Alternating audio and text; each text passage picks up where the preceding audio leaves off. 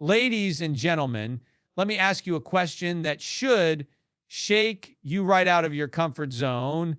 What really moves the leaders of America's military, the sharpest minds entrusted with defending the world's most powerful nation? Is it patriotism? Is it strategy? Or is it the political theater of words from figures like Donald Trump and Pete Hegseth? Because if words alone can sway the judgment of our top generals, then America's power isn't built on strength. It's built on illusion. And illusions collapse.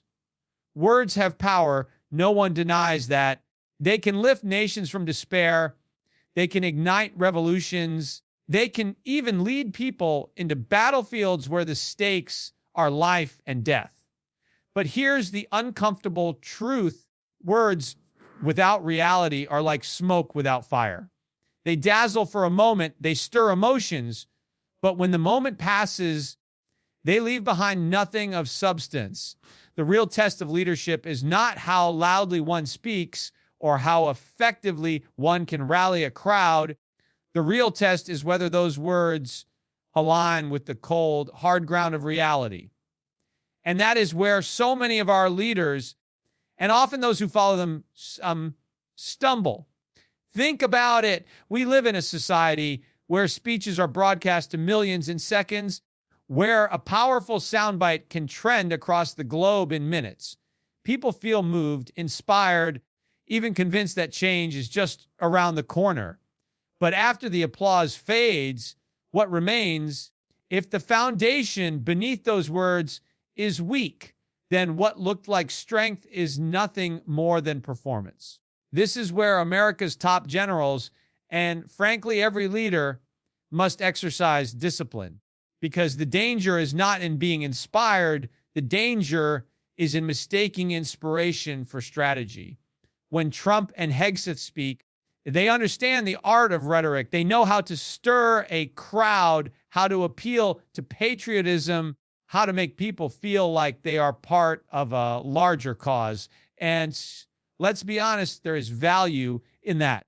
A nation without spirit is a nation already in decline. But the hook you not miss is this: spirit without structure collapses under pressure.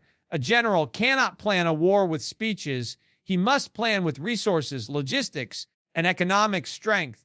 If the words spoken at the podium do not match the reality of what the nation can actually afford, then those words, no matter how moving, are dangerous illusions.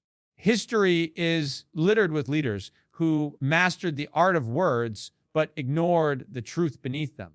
Think of leaders who promised endless prosperity, endless victories, endless dominance, only to leave their nations in ruins when reality caught up. The crowd cheered when they spoke. The people believed they were invincible, but debt, overreach, and economic collapse silenced the applause. That cycle repeats whenever rhetoric overtakes realism. And if America's generals allow themselves to be moved more by the emotion of a speech than by the mathematics of strategy, then they too become actors in a play that ends in tragedy. So ask yourself, what moves you more, truth or tone? Because nations that choose tone over truth pay the highest price. Words are cheap, action is expensive. And here's the catch: the bill for empty words always comes due, and it's the citizens who pay it. If our leaders stand on stages promising endless strength while borrowing money from the future to pay for today's illusions, then the real battle isn't overseas. It's right here at home against our own refusal to face facts. Imagine a ship with a captain who gives rousing speeches to the crew about destiny, courage, and power, but ignores the fact that the hull is leaking. The crew may cheer, they may feel inspired, but sooner or later, water fills the vessel. That is where America stands. The hull is cracked by unsustainable debt, by reckless spending, by policies that prioritize appearances over outcomes. Words can inspire the sailors to row harder, but they cannot patch the hole. Only reality can. And if the generals who command this nation's might don't have the courage to tell their leaders the hull is breaking, then they too are complicit in the sinking. The hook here is simple. A nation cannot be built on applause. It must be built on discipline, on truth, and on the courage to face unpleasant realities. Inspiration has value, but only when it is paired with substance. Otherwise, it is like wind in a broken sail. Lots of motion, no direction. America needs leaders who can cut through the fog of rhetoric and demand that words serve reality, not replace it. Because when words move us away from truth instead of toward it, they don't elevate us, they destroy us. Patriotism is one of the most powerful forces in the world. It can inspire sacrifice, it can unite people across divisions, and it can give meaning to struggles that otherwise would feel unbearable. But here's the truth most people don't want to confront. Patriotism without prudence is not strength. It is recklessness disguised as loyalty. It's easy to cheer a flag, to applaud fiery speeches, to believe that loving your country means agreeing with whatever words are shouted the loudest. But if that love is blind, if it refuses to calculate the costs, the risks, the consequences, then it becomes the very thing that endangers the nation it seeks to defend. And that, my friends, is the trap America is walking into. When Trump and Hegseth speak, they speak to that deep emotional core of patriotism. They know how to connect to the love of country, to make people feel proud of their flag, their military, their heritage. And people should feel proud. Pride in one's nation is not the problem. The problem arises when pride overrides prudence, when emotion silences reason, because the bills America faces are not paid with applause. They're paid with dollars, and dollars that America increasingly doesn't have. The hook that too many miss is this: true patriotism isn't measured by how loudly you cheer, but by how wisely you safeguard your country's future. Consider a father who loves his family so much that he showers them with gifts he cannot afford. The children feel proud, they feel special, they feel taken care of. But eventually the debts pile up, the creditors knock, and the family's security collapses. Was that father truly acting out of love, or was he blinded by the short-term satisfaction of appearances? In the same way, leaders who claim to love their country while bankrupting its future are not patriots. They are performers. And if America's top generals echo that performance instead of challenging it, then they are complicit in substituting sentiment for survival. Look at history. Every empire believed it was exceptional, that its greatness was guaranteed by destiny. Patriotism was the shield behind which recklessness hid. Leaders told their people that sacrifice was noble, that their nation would prevail simply because it was theirs. Yet Rome fell, Britain shrank, Spain collapsed. Why? Because loyalty without logic leads to overreach, and overreach always ends in ruin. The lesson should be obvious: patriotism must be paired with prudence. Otherwise, it becomes the very weapon that destroys the nation from within. And here is the catch that too many ignore. Every war waged, every base maintained, every promise made to secure global dominance carries a price tag. It is easy to cheer a speech that says America can do it all. It feels good to believe that strength is limitless. But the reality is that resources are not infinite, debt has consequences, and decline is inevitable if costs are ignored. Patriotism that refuses to count the cost is not noble. It is naive. It's like a gambler who believes his love for the game will keep him winning even as he goes bankrupt.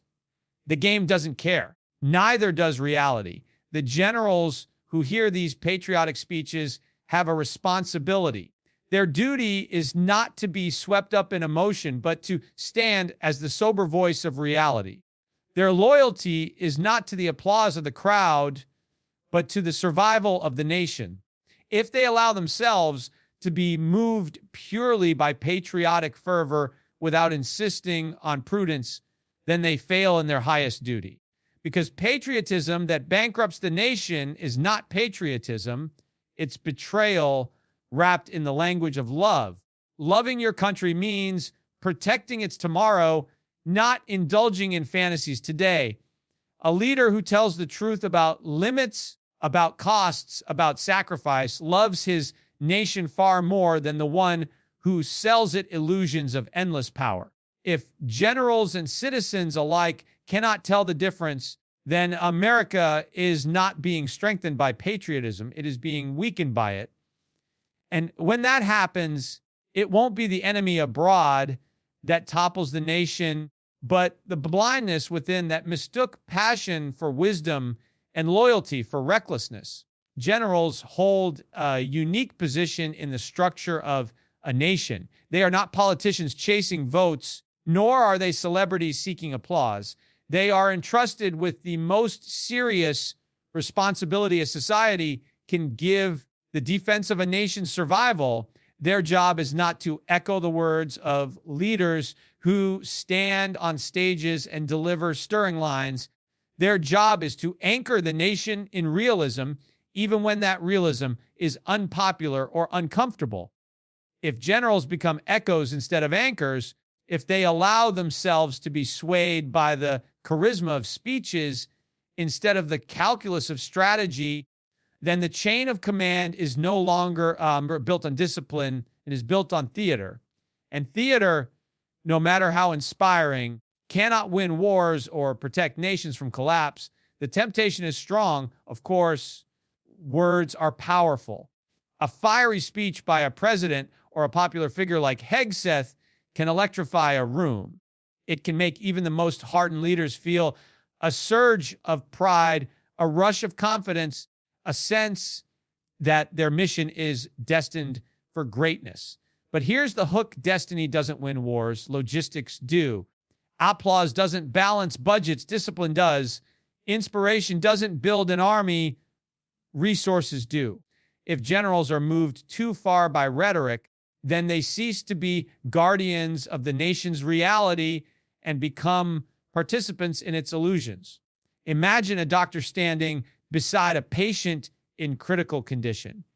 The family gathers around, hoping for comforting words, and a speaker steps up and declares that the patient is strong, that recovery is inevitable, that destiny itself guarantees survival. The family feels reassured. But what if the doctor nods along instead of speaking up about the severity of the illness? What if he allows hope to overshadow truth? That silence is not compassion, it is negligence. Generals, in this sense, are the doctors of the nation's security. Their duty is not to nod along with speeches that feel good, but to deliver the unvarnished truth about what the nation can or cannot endure. Throughout history, the downfall of great powers has often been marked by the moment when military leaders became too entangled in politics, when they forgot their role as anchors of reality. Rome fell in part because its generals became more concerned with political favor than with the defense of the empire. Leaders praised them, crowds cheered them, but the empire rotted from within. If America's top generals are more concerned about how they appear in relation to the words of powerful figures than about the hard realities of budgets, readiness, and strategy, then they are walking the same dangerous path. The hook here is sharper than many realize. When generals echo words instead of anchoring truth, they create a chain reaction. Politicians feel validated, the public feels reassured, and the illusion of strength grows stronger. But illusions are fragile. The moment they collide with reality, whether on a battlefield, in a financial crisis, or in a geopolitical confrontation, they shatter. And when they shatter, the cost is not paid by the politicians who delivered the speech, but by the soldiers in uniform and the citizens at home who must endure the fallout of decisions made in delusion. Generals must remember that their loyalty is to the nation's survival, not to the applause of the moment. That requires courage. The courage to be unpopular, the courage to contradict powerful figures, the courage to say, this cannot be done when everyone else wants to believe it can. That kind of leadership is rare, but it is the only kind that preserves nations from collapse. A general who refuses to be moved by political theater is not disloyal. He is the truest patriot of all because he understands that defending the nation means defending it from illusions as much as from enemies. Generals cannot afford to be echoes in an echo chamber of politics. Their role is to be anchors of truth in a sea of rhetoric. If they fail in that duty, then the nation drifts wherever speeches blow it, and speeches cannot hold the weight of history. Strength is not in the volume of the words spoken by leaders. It is in the steadfastness of those who refuse to let words replace reality. America's future depends on generals who can resist the pull of performance and hold the line of truth, even when it is unpopular, because only truth, not rhetoric, can keep a nation standing. Dead is the enemy no one sees coming, the weapon that does not fire a single bullet but destroys nations just as surely as any invading army. It creeps in quietly, it grows in shadows, and by the time it becomes visible, it has already weakened the foundation of everything a country believes makes it strong. America today is armed with the most advanced technology, the largest military budget, and the loudest voices claiming global supremacy. But beneath all of that strength lies a financial rot that cannot be covered by patriotic speeches or political promises. The truth is simple and inescapable. Every tank, every plane, every overseas base, every intervention costs money, and that money does not come from nowhere. It comes from debt, and debt is eating away at the nation's future while the public is distracted by the spectacle of words. The hook is that this silent enemy doesn't look like an enemy. People cheer when leaders promise strength. They feel proud when they hear that America will never back down, but they don't hear the ticking of the clock, the compounding of interest, the staggering obligations piling higher with every passing year. Leaders can inspire with words about patriotism and power, but they cannot repeal the laws of economics. If you spend what you don't have, if you borrow against the future to live in the illusion of the present, collapse is not a possibility. It is a certainty.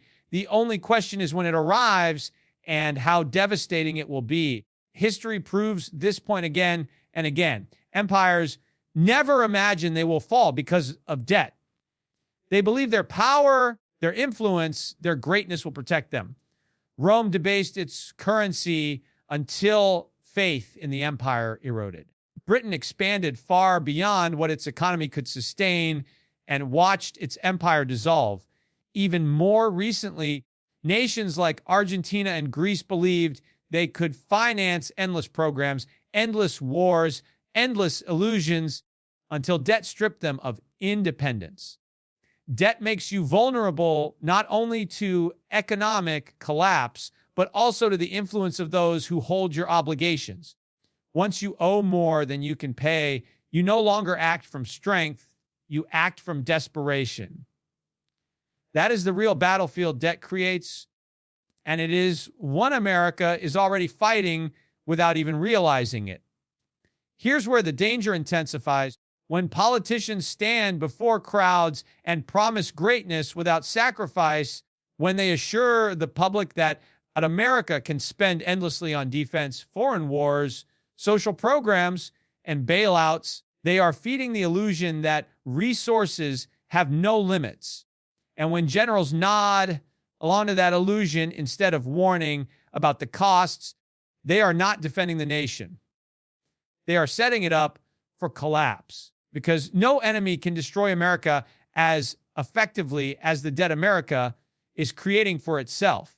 The collapse from within is always more devastating than the attack from without. Debt is not invisible. It is just ignored.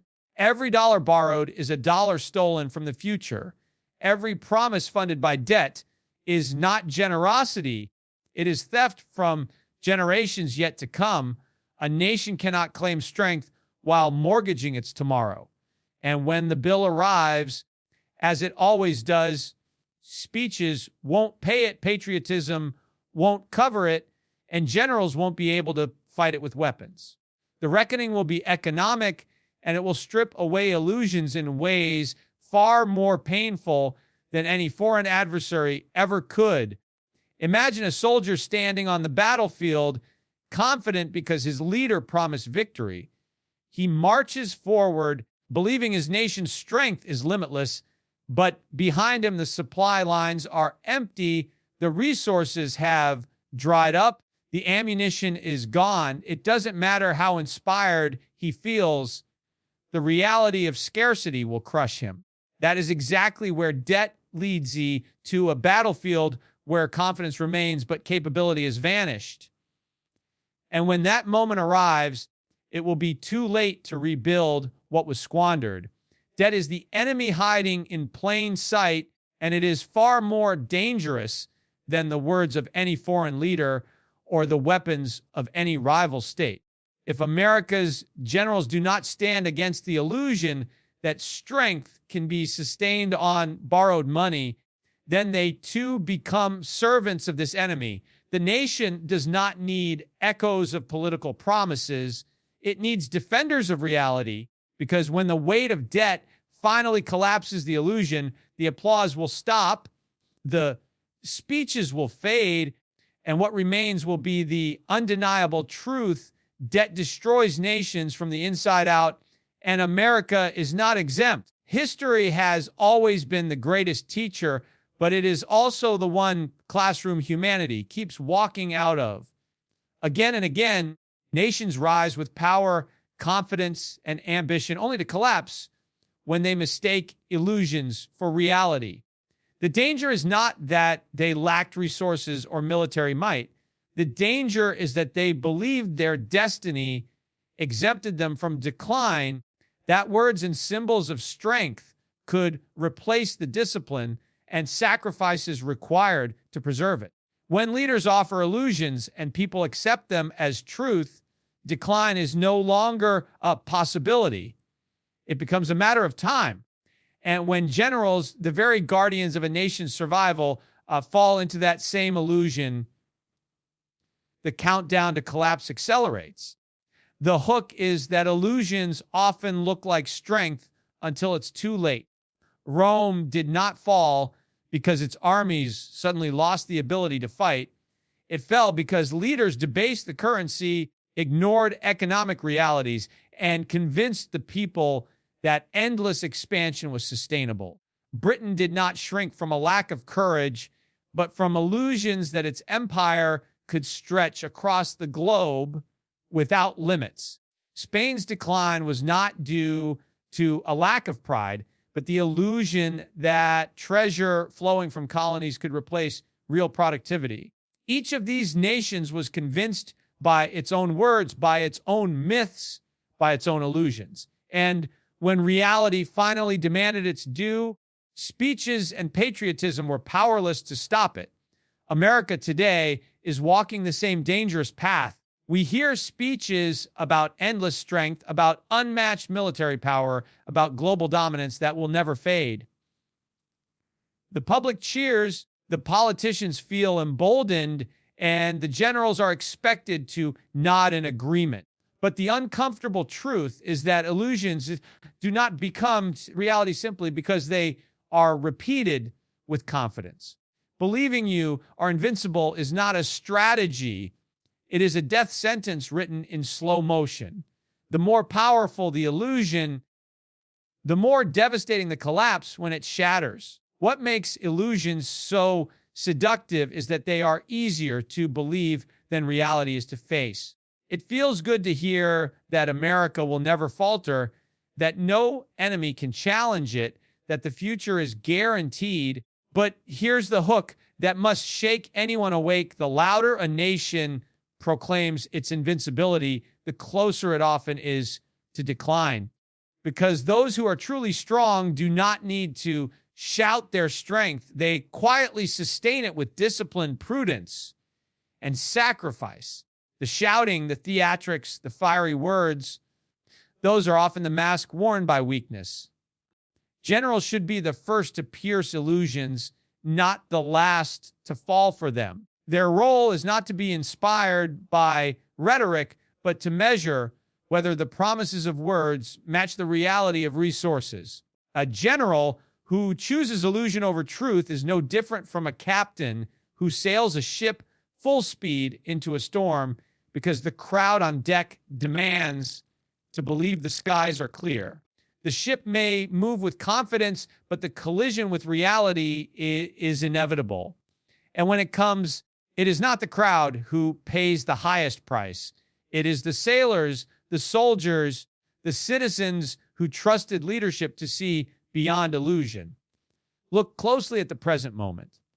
America is told it can borrow endlessly, spend without restraint, and project power across every corner of the world. Those are illusions. The reality is that debt is suffocating, allies are shifting, rivals are rising, and the financial strength that underpins military power is eroding.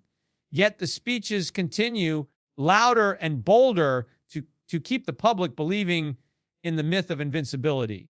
This is the same story every empire tells itself before history delivers its judgment. The most dangerous enemy is not the rival who challenges you openly, but the illusion that convinces you there is no rival worth fearing. Illusions rob nations of the discipline to prepare, of the courage to reform, of the wisdom to retreat when retreat is necessary. They feed arrogance and blind ambition until reality strikes with full force. And when it does, there are no words left to soften the blow.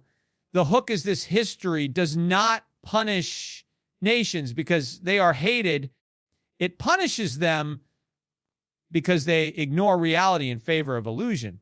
America stands at that crossroads today. If its leaders and generals choose to be moved by rhetoric instead of anchored by truth, they are not guiding the nation toward greatness. They are walking it into the same fate that claimed every empire before. Illusions feel powerful in the moment, but history always strips them away, leaving only the truth and the cost of ignoring it. Courage is not found in applause, and it is not measured by how loudly someone can agree with the crowd.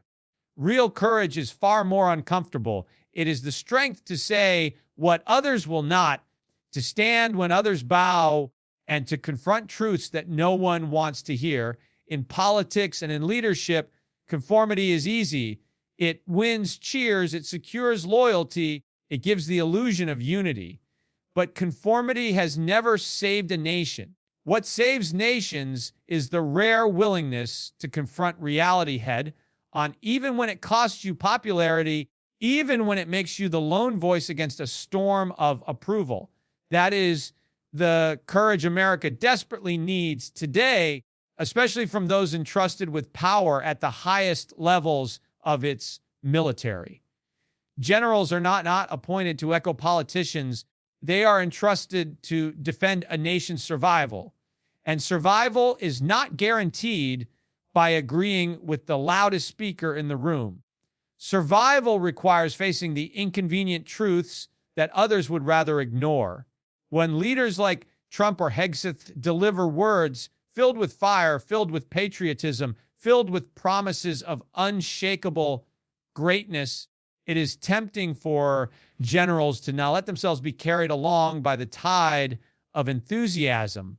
But if their role becomes one of conformity instead of confrontation, then they are abandoning the very responsibility they swore to uphold. Confrontation does not mean hostility. It means discipline. It means asking the hard questions when the crowd would prefer silence. Can the nation afford this war? Can the economy sustain this expansion? Can the promises being made actually be delivered without bankrupting the country or weakening its core? These are not questions that inspire applause at rallies, but they are the questions that determine whether a nation stands or falls. And only courageous leaders, those willing to endure the discomfort of resistance, can insist that they be answered honestly.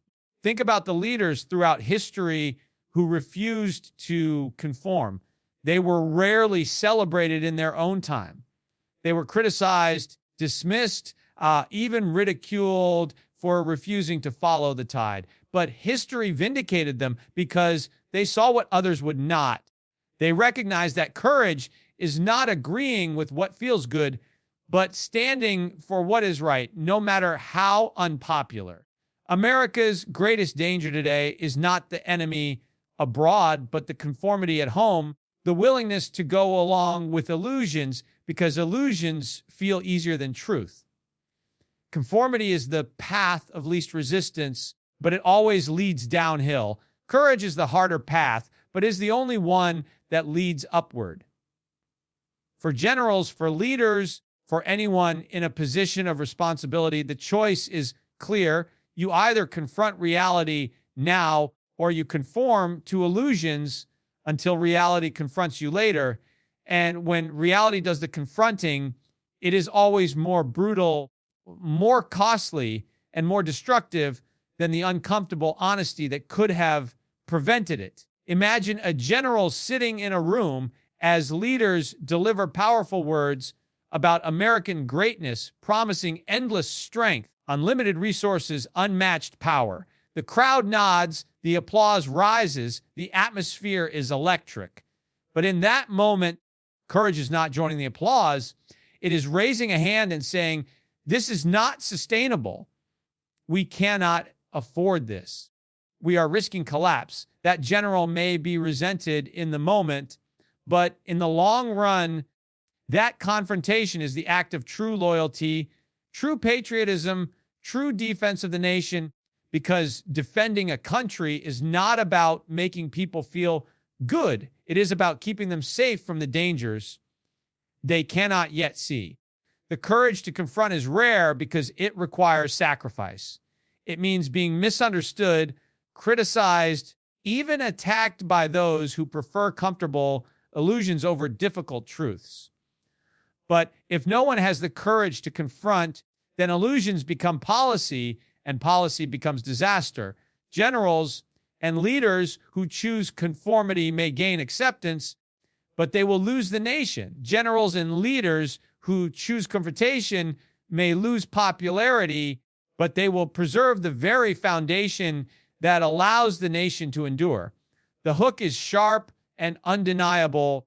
The choice is between being like today or being right tomorrow. A nation cannot survive on leaders who conform to the politics of the moment. It survives on those who confront the truth, even when it hurts. Courage is not easy, but it is the only defense against decline. Without it, the applause of today becomes the silence of tomorrow as the weight of ignored truths finally crashes down. America needs courage now more than ever, the courage to confront illusions, to resist conformity, and to choose truth over comfort before it is too late.